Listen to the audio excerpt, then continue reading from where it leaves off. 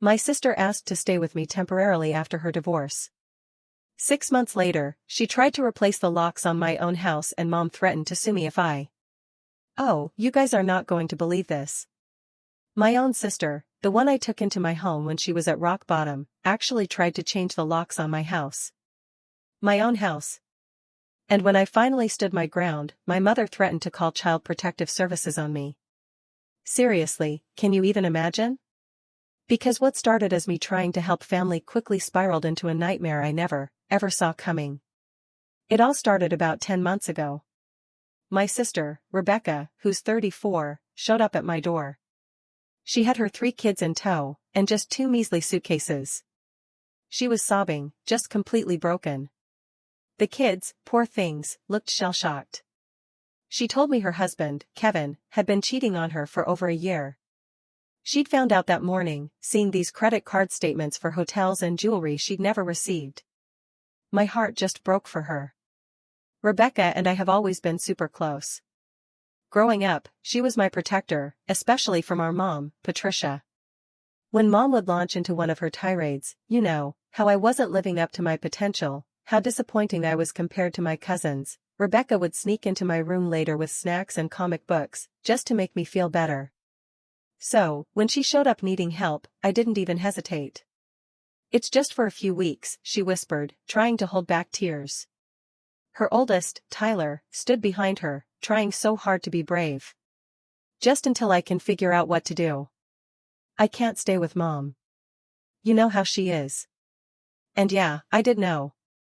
Our mom is intense. The kind of woman who shows up unannounced to check on things, rearranges your furniture because yours was all wrong, and has an opinion about every single aspect of your life. But she's also fiercely protective of family, especially Rebecca. My house isn't huge, but I'd worked my butt off to buy it 3 years ago. Software development pays well, and I'd been careful with my money. It's a 3-bedroom colonial in a good school district. I bought it thinking about my future, maybe starting my own family someday. The guest room was decent-sized, so I figured the kids could share, and Rebecca could take the pull-out couch in there. The first few weeks? Honestly, they were okay. Rebecca actually helped around the house, she cooked some amazing dinners, and the kids were surprisingly well-behaved. Tyler started opening up to me about school, showing me his drawings. Olivia, the middle child, would curl up next to me while I worked from home, quietly reading her books. Even little Nathan, who was super shy at first, started following me around, asking endless questions about my computer and how websites worked. It almost felt normal. But then, our mother got involved. Of course she did. Patricia showed up one day while I was in a video meeting. I could hear her through my home office door, directing Rebecca on where to put things, talking about how this arrangement could work long-term. When I finally finished my meeting and came out, she'd already been to Target. She'd bought organizers for the guest room closet, a small dresser for the kids' clothes, and was measuring my windows for proper curtains. James, she said, not even looking up from her measuring tape. Rebecca needs stability right now. The children need consistency. This room has potential. I tried to keep my voice even. Mom, this is temporary. Rebecca's looking for her own place. Patricia gave me that look.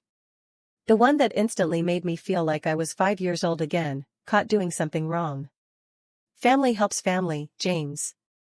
Or have you forgotten everything I taught you? Rebecca apologized for our mother's intrusion. You know how she is, she said, looking completely exhausted. I told her not to come over, but she insisted on seeing where the kids were staying. I told her it was fine, that I understood. And I did. Our mother had a way of steamrolling into situations, taking control, whether you wanted her to or not. Weeks turned into months. Rebecca had gotten a part-time job at a local marketing firm, but she claimed it wasn't enough to afford decent rent in the kids' school district. The divorce was getting messy. Kevin was fighting her on everything, trying to claim she'd abandoned the marital home, dragging out custody arrangements. I wanted to help. The kids had been through enough upheaval. So, when Rebecca asked if they could stay just a little longer, I agreed. But things started changing around month 3. Rebecca completely stopped talking about apartment hunting. She'd even redirected her mail to my address without asking. When I brought it up, she got super defensive. I needed a stable address for the custody paperwork, she said. Kevin's lawyer is looking for any excuse to say I'm an unfit mother. Having a consistent address is important. It made sense at the time, it really did. But then I started noticing other things. She'd hung pictures on the guest room walls. Bought a rug. The kids' toys had migrated from the guest room into my living room, my kitchen, my home office. Nathan, bless his heart, had even started calling it our house. When I tried to establish some boundaries, asking her to keep the kids' things contained to the guest room, setting quiet hours for my work, Patricia got involved again. They're children, James, she said during one of her unannounced visits. You can't expect them to live like prisoners in one room. This is their home now, too. I felt a surge of frustration. It's not their home, I countered. It's my home. I'm helping Rebecca through a tough time, but this was never meant to be permanent. Patricia's face hardened. Rebecca is your sister. Those are your nephews and niece. After everything she did for you growing up, how can you be so selfish? The guilt. Oh, the guilt was suffocating. She was right that Rebecca had always been there for me. But this wasn't what I'd signed up for. I was 32. Single, working from home. I'd bought this house as an investment in my future, not to become a landlord to my sister's family.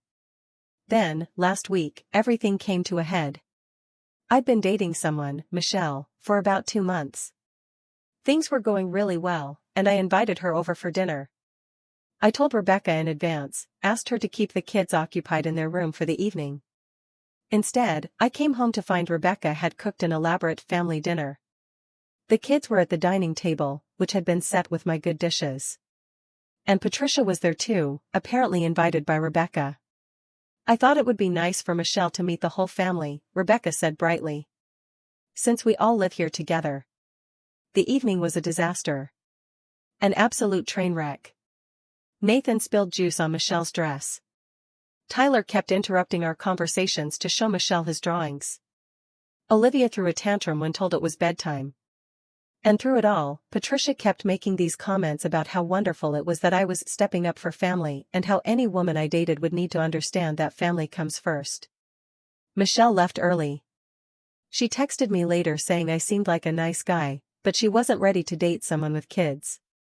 When I tried to explain they weren't my kids, that this was temporary, she replied that it didn't seem very temporary to her.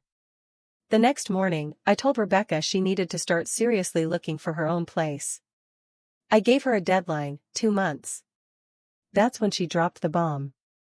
Mom says I don't have to leave, she said, so calmly, pouring coffee like we were discussing the weather. She looked into it. We've been here 6 months. We've established residency. You can't just kick us out. I was stunned. Absolutely floored. This is my house, Rebecca. I've been helping you, and I appreciate that, she said. But the kids are settled here. They're doing well in school. Nathan's finally sleeping through the night again. Moving them now would be traumatic. I did some research after that conversation, and my stomach sank. In my state, after 30 days, someone can claim tenant rights, even without a lease or paying rent. To remove them, I'd have to go through formal eviction proceedings. Evicting family members, especially ones with young children, could take months and would likely be looked upon unfavorably by the courts. I felt trapped. A prisoner in my own home. Rebecca contributes some money for groceries, but pays no rent. She's made no real effort to find her own place. The kids, while sweet, had completely taken over my space. I couldn't bring dates home. I couldn't have friends over without navigating toys and children's shows on TV. My home office had become a makeshift homework station in the afternoons. When I confronted Patricia about encouraging this, she was unrepentant. Rebecca needs stability while she gets through this divorce, she said. Would you really throw your sister and her babies out on the street? What kind of man does that make you? I wanted to scream. I'm not trying to throw anyone on the street. I just want my life back. I want to come home to my own space. I want to be able to walk to my kitchen in my boxers without worrying about traumatizing my niece. I want to be the fun uncle who they visit, not the reluctant landlord guardian. But every time I brought up moving out, I was met with tears from Rebecca, crushing guilt trips from Patricia, and sad looks from the kids who just didn't understand why Uncle James didn't want them around anymore. I'd consulted with a lawyer who confirmed my worst fears. Eviction would be complicated, expensive, and could take months. He also warned me that Patricia and Rebecca could make things very difficult if they wanted to, including calling CPS with concerns about the children's welfare if I tried to force them out. So, yeah. I'm here. Asking for advice. How do I get my sister and her kids out of my house without destroying my family relationships or ending up in a legal nightmare? Is there any way to resolve this that doesn't involve formal eviction? And how do I deal with the crushing guilt of wanting my own space back when my sister and her kids genuinely need help? I know I probably sound selfish. Maybe I am. But I'm at my wit's end. This was supposed to be temporary. 10 months later, I feel like a stranger in my own home, and I don't know how to fix it without becoming the villain in everyone's story. Hey everyone. I wanted to thank you all for the incredible advice on my original post. I read every comment, even the harsh ones calling me a doormat. You weren't wrong. I've tried to implement some of your suggestions, but things have escalated in ways I absolutely didn't expect. First, I took the advice about having a formal, documented conversation with Rebecca. I sent her an email outlining our original agreement, expressing that while I wanted to help, this arrangement was impacting my life significantly. I proposed a timeline. She had 60 days to find alternative housing, and I would even help with a security deposit on a new place, up to $2,000. Her response? She forwarded the email to our mother. Patricia showed up at my door within an hour. And this time, she brought reinforcements, my Aunt Linda and my grandmother.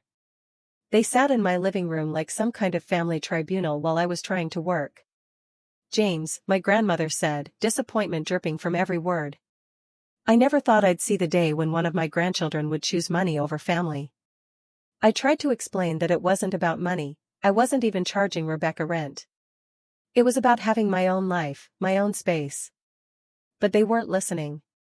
Linda chimed in about how her son Brandon had lived with her for 2 years after his divorce. Family takes care of family, she said. That's how we were raised. The meeting ended with Patricia making veiled threats about how the whole family would remember this when I needed help someday. My grandmother left without hugging me goodbye. The first time in my entire life that had ever happened. But the real surprise came a few days later. I came home from a rare day at the office to find a locksmith van in my driveway. Rebecca was standing there, directing him to change the locks on my front door. What the hell are you doing? I demanded, my heart absolutely racing. Rebecca looked at me calmly. Mom said we should change the locks for safety. Kevin knows where I'm staying now, and with the custody battle heating up, we can't be too careful. This is my house, Rebecca. You can't change my locks.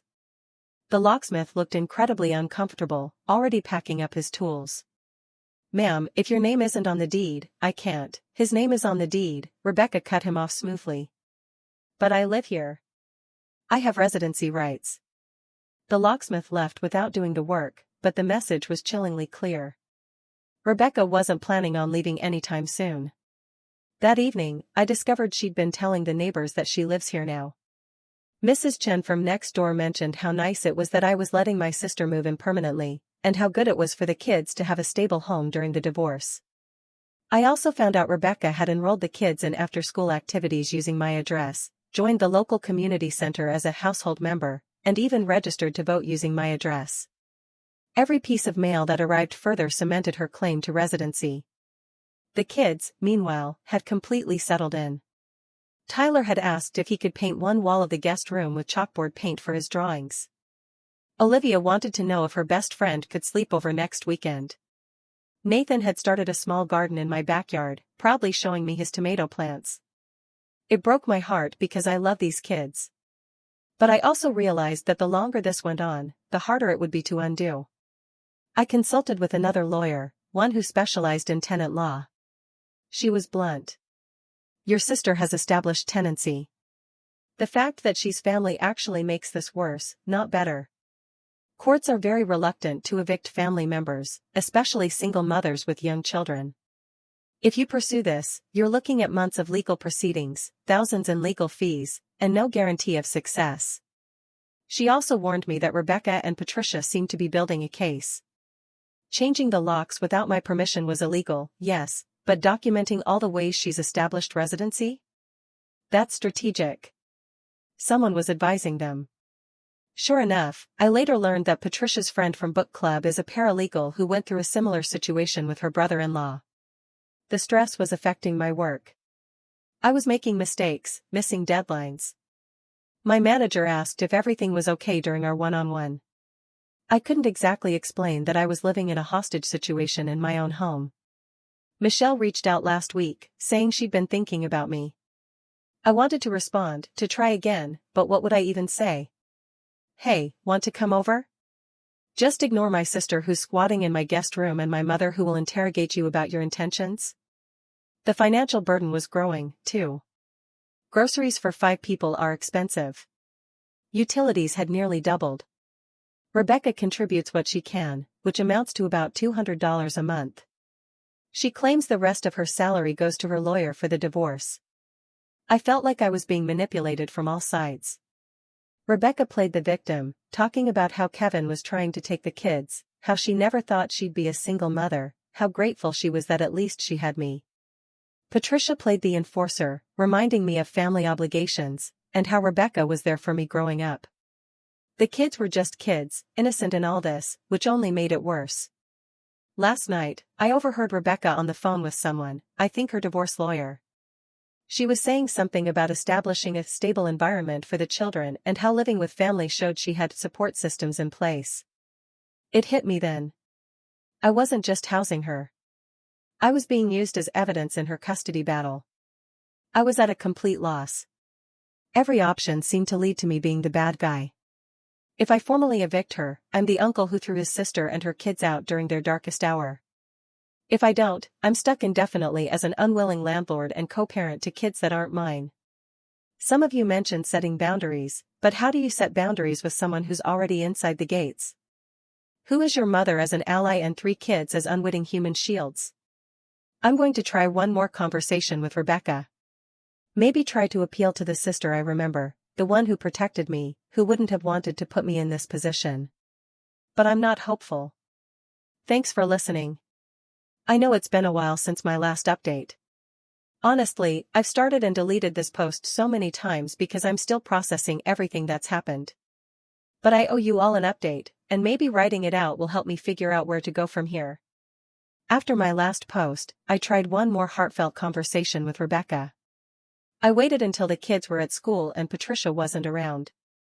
I even made her favorite coffee and sat down at the kitchen table, the same table where we used to do homework together as kids. Becca, I said, using her childhood nickname. This isn't what either of us wanted. I know you're going through hell with Kevin, but you're putting me through hell, too. Can't we figure out something that works for both of us? For a moment, I saw a flicker of the sister I remembered. Her eyes got soft, and she reached for my hand. I know this is hard on you, James. I never wanted it to go on this long, but Kevin's being vicious. He's claiming I'm an unfit mother, that I can't provide a stable home. If I'm bouncing from place to place, living in some crappy apartment, he could get primary custody. I can't lose my kids. I felt for her. I really did. But then she said something that changed everything. Mom says if I can just hold out until the divorce is final, Kevin will have to pay enough in alimony and child support that I can afford a good place. It shouldn't be more than another 6 months. 8 at the most. 8 more months. She said it so casually, like asking to borrow a book. Rebecca, that's almost another year. I can't do this for another year. Her soft expression hardened immediately. So, you'd rather see your nephews and niece living in poverty? You'd rather help Kevin take them from me? That's when I realized the sister who used to protect me was gone, replaced by someone I didn't recognize. Or maybe this had always been there, hidden under the protective older sister facade. The next few weeks were tense. I started implementing some of the boundaries you all suggested. I put a lock on my home office door. I set up a separate mini fridge in my bedroom for my own food. After finding my grocery bills had tripled, I stopped engaging when Patricia came over to lecture me. That's when the retaliation started. First, it was small things. My work calls would mysteriously have interruptions, kids screaming, TV blaring, Rebecca needing something urgently just as an important meeting started. My food from the locked fridge would disappear if I forgot to lock it one time. "Oh, Nathan was hungry and I didn't realize that yogurt was special," Rebecca would say innocently. Then came the big one. I woke up one morning to find a notice on my door from the city. Someone had called in a complaint about the illegal boarding house I was running. The inspector who came out was understanding when I explained the situation, but he still had to investigate. He noted that having 5 people in a 3-bedroom house wasn't against code, but any rent collected would need to be reported, and I'd need to ensure all safety requirements for a rental were met. "I'm not collecting rent," I told him. "It's my sister. She's just staying temporarily." He gave me a knowing look.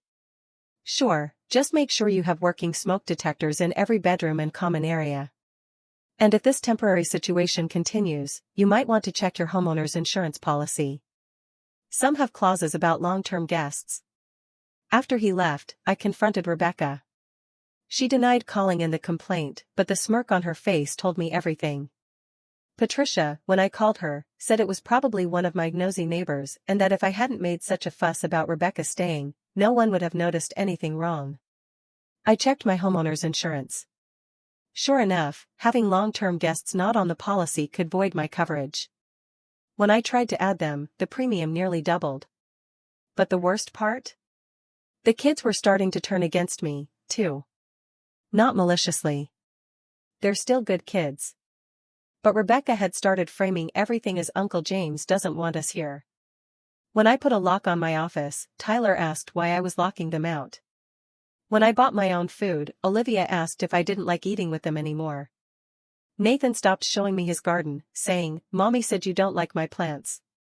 It was weaponizing the children in the most insidious way. Last month, things escalated to a point I never imagined. I'd started seeing someone new, Sarah. We'd been very careful, only meeting at her place or in public. But one evening, she surprised me by stopping by with takeout, thinking it would be nice. Rebecca answered the door before I could. "Oh, you must be James's new girlfriend," she said brightly. "I'm Rebecca, his sister. I live here with my 3 kids. Come in. The kids would love to meet you." What followed was an orchestrated disaster. Rebecca had clearly coached the kids. They were on their worst behavior, screaming, fighting, making messes.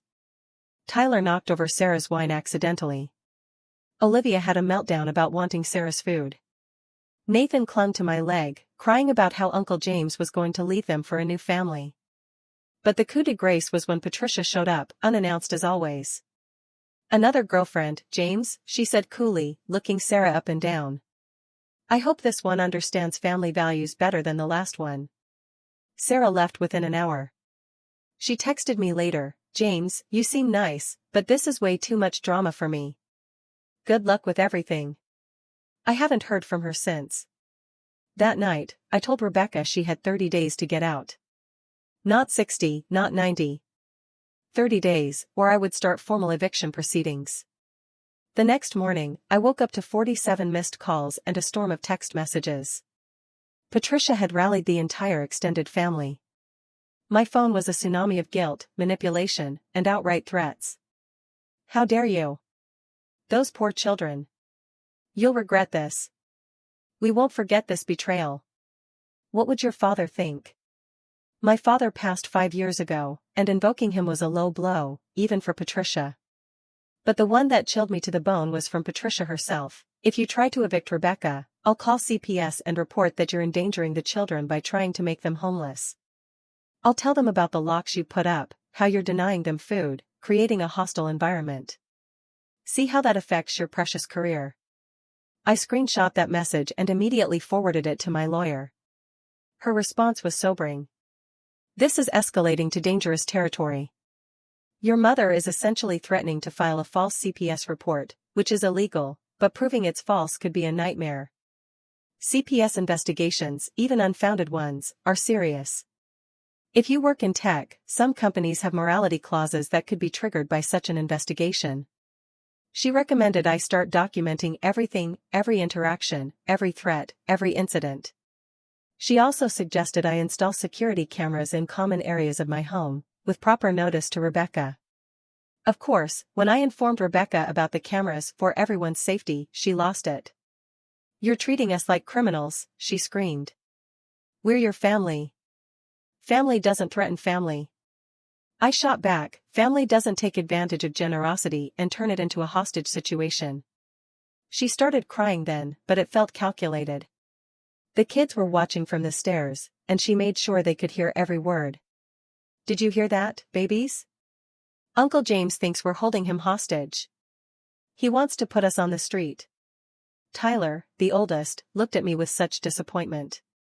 "I thought you loved us, Uncle James." I retreated to my room and didn't come out for the rest of the night. So, here I am, 4 months after my last update, 10 months into this living nightmare. Rebecca is still here. The kids are still here. My dating life is non-existent. My relationship with my extended family is destroyed. I have cameras in my own home that make me feel like a prison warden. My sister and I can barely be civil to each other. The kids walk on eggshells around me, coached by their mother to see me as the enemy. And the latest development? Rebecca's divorce is dragging on. Kevin's lawyer has apparently raised questions about her living situation, suggesting that living with a single male relative might not be the best environment for the children. So now Rebecca is painting me as the stable, family-oriented brother who's graciously supporting his sister, while simultaneously threatening to have me investigated by CPS if I try to evict her. I'm trapped in a web of manipulation that would be impressive if it wasn't destroying my life. My lawyer has suggested mediation with a family counselor present. She thinks having a neutral third party might help Rebecca see how her actions are affecting everyone, including her children. But mediation requires both parties to participate in good faith. And I'm not sure Rebecca or Patricia are capable of that anymore. I love my nephews and niece despite everything. I don't blame them. They're victims in this, too. But I can't live like this anymore.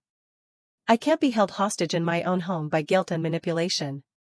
I can't let Patricia and Rebecca destroy my life because Rebecca made bad choices in her marriage. I'm at a crossroads. Do I proceed with eviction and risk the threatened CPS investigation, the complete destruction of my family relationships, and the trauma to the kids? Or do I continue to live as a prisoner in my own home, watching my life pass by while Rebecca uses me as a prop in her divorce proceedings? I never thought I'd say this, but I've actually considered selling the house just to force the issue. But even that feels like letting them win. Thank you all for following this saga. Your support and advice have kept me sane. I'll update again when I figure out what to do next. This will be my last update on this situation. I wanted to wait until everything was resolved before posting, and I finally have some closure to share. After my last post, I was at rock bottom. The threats from Patricia about CPS, the manipulation from Rebecca, the guilty looks from the kids, it was all too much. Some of you messaged me privately with similar stories, and honestly, those messages kept me going. Knowing I wasn't alone, that this kind of family manipulation happens to others, made me feel less crazy. The turning point came from an unexpected source, Kevin, Rebecca's soon-to-be ex-husband. He reached out to me through my LinkedIn, of all places. His message was simple: "I think we should talk." I was suspicious, obviously, but I was also desperate. I agreed to meet him at a coffee shop downtown, somewhere public and neutral. Kevin looked rough. He'd lost weight, had bags under his eyes, and seemed to have aged years in the months since their separation. But his first words shocked me. "I didn't cheat on her," he said quietly. "I never cheated on Rebecca. She made it all up." He showed me documents. Credit card statements Rebecca had claimed were for hotels and jewelry. The hotels were business trips, all documented with company expense reports. The jewelry charge? For his mother's birthday gift, which he had the receipt for, complete with an engraving for Mom. Why would she lie about that? I asked, though part of me was already connecting dots I didn't want to connect. Kevin laughed bitterly. Because she wanted out, but she wanted to be the victim. She couldn't just ask for a divorce. She needed a story where she was the wronged party, where everyone would rally around her. He told me about the months leading up to their separation. Rebecca had been spending more time with Patricia, coming home, talking about how she deserved better and how Kevin was holding her back. Patricia had been filling her head with stories about how much money she could get in alimony and child support if she played her cards right. Your mother convinced her that being a victim of infidelity would get her better terms in the divorce, Kevin said. More sympathy from the judge, more money, more likelihood of primary custody. All she had to do was sell the story. I felt sick. But Kevin wasn't done. Do you know why she really chose to stay with you instead of your mother? He asked. I shook my head. Because Patricia told her to. Living with Patricia would look like she had options. Living with you, a single man with a good job and a nice house, while you support her and the kids. That shows family support and stability. It was all calculated, James. Every bit of it. He showed me text messages between Rebecca and Patricia, screenshots he'd gotten through the discovery process in their divorce. They were damning. Patricia coaching Rebecca on what to say, how to act, how to make me feel guilty. Discussions about how long they could milk this situation before I either gave in and let them stay permanently, or paid them to leave. There was even a message where Patricia said, James was always too soft. He'll cave eventually, and if he doesn't, we'll make sure everyone knows what kind of man abandons his sister and her babies. I sat there in that coffee shop, reading message after message, feeling like the world's biggest fool. The sister I thought I'd been helping had been playing me from day one. The mother I'd been trying to appease had been orchestrating the whole thing. Why are you showing me this? I asked Kevin. Because they're doing to you what they did to me, he said. Patricia convinced Rebecca that I was the enemy, that she deserved everything I'd worked for. Now they're convincing your family that you're the enemy. I lost my kids, James. I see them every other weekend if I'm lucky. And when I do, they've been poisoned against me. I don't want to see the same thing happen to you. I asked if I could have copies of the messages. He said his lawyer advised against it, but he could testify to their existence if needed. Armed with this knowledge, I went home and did something I should have done months ago. I called Patricia's bluff. I sent a group email to Rebecca, Patricia, and CC'd my lawyer. In it, I laid out everything. The original agreement was temporary. Rebecca had made no good faith effort to find alternative housing. The threats of false CPS reports were criminal. I had documentation of everything, including their messages about milking the situation. They had 30 days to vacate, or I would pursue formal eviction and press charges for extortion. I also included one more thing: if CPS is called, I will fully cooperate with their investigation. I will also provide them with all documentation of the threats made to weaponize their services, which I'm sure they'll find very interesting. The response was immediate and explosive. Patricia called, screaming about betrayal, about family, about how I'd regret this. Rebecca cried, begged, pleaded. She even tried to seduce me one night, which was so wildly inappropriate and desperate that it only strengthened my resolve. But I held firm. I installed more cameras. I documented everything. I even hired an off-duty police officer to be present when I knew confrontations were likely. The extended family pressure was intense. I was disinvited from Christmas, from cousin Jennifer's wedding, for my nephew's baptism. My grandmother sent me a letter saying she was disappointed in the man I'd become. But a funny thing happened. Some family members started reaching out privately. My cousin David told me Patricia had tried the same thing with him years ago, trying to move Rebecca in after a fight with Kevin. My Aunt Sarah, not Linda, who'd been at that intervention, admitted she'd always thought Patricia was manipulative, but had been too afraid to say anything. Kevin's testimony in his divorce proceedings about the false cheating allegations changed everything. The judge was not pleased. Rebecca's credibility was shot. The custody arrangement shifted in Kevin's favor. Without the leverage of the divorce proceedings, and faced with actual consequences, Rebecca folded. She found an apartment within 2 weeks. Turns out she'd had the money all along, squirreled away in an account Patricia had helped her set up. The move out was tense. Patricia supervised, making snide comments the whole time. The kids were confused and upset, which broke my heart. Tyler asked me why I was making them leave. I knelt down to his level and told him the truth, in age-appropriate terms. I love you guys, but this was always meant to be temporary while your mom figured things out. You'll have your own rooms at your new place, and I'll still be your Uncle James. We'll have sleepovers and fun uncle days, just like we were supposed to. Olivia hugged me and whispered, I know Mommy was being mean to you sometimes. Kids see more than we think they do. It's been 2 months since they moved out. The house is quiet. I can walk to my kitchen in my boxers again. I've started dating Sarah again. Turns out she'd been through something similar with her family and understood why I needed to handle it the way I did. Rebecca and I don't speak, except for coordinating when I can see the kids. Patricia has told the entire family that I'm dead to her. The flying monkeys still occasionally send nasty messages, but they're getting fewer. But here's the thing, I'm free. I'm in therapy, working through the guilt and manipulation I endured. I'm learning about boundaries, about how toxic family dynamics work, about how people like Patricia create these situations, and people like Rebecca enable them. I've reconnected with Kevin, oddly enough. We're not friends exactly, but we share a unique understanding. He's rebuilding his relationship with his kids, and I make sure to reinforce positive messages about their dad when I see them.